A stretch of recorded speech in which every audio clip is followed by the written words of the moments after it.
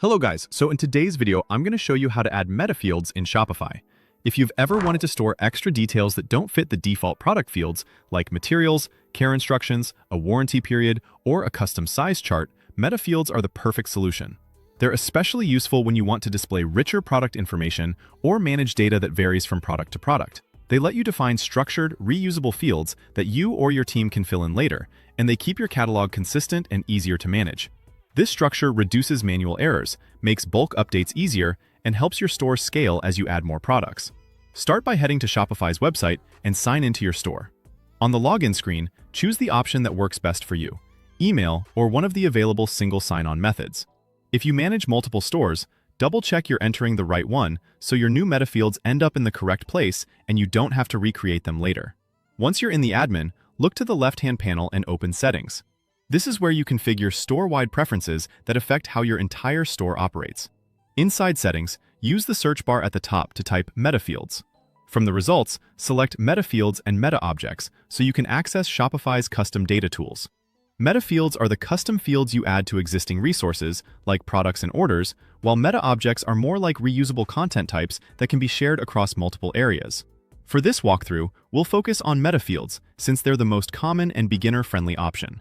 On the Metafields page, choose the part of your store you want to enhance.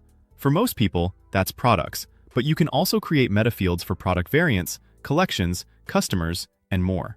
Selecting products sets you up to add a field that will appear across all product records, so you can keep your data structured and uniform no matter how large your catalog becomes. Click Add Definition to create your new metafield.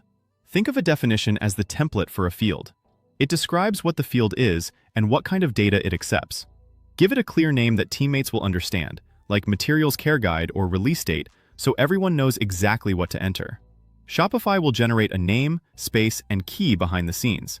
You can keep the defaults or customize them if you follow a naming convention, which is helpful for developers and long-term maintenance.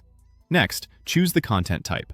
For example, use single-line text for a short label, date for a release date, number for a warranty length, file for a PDF care guide, or reference if you plan to link to another resource like a meta object or product.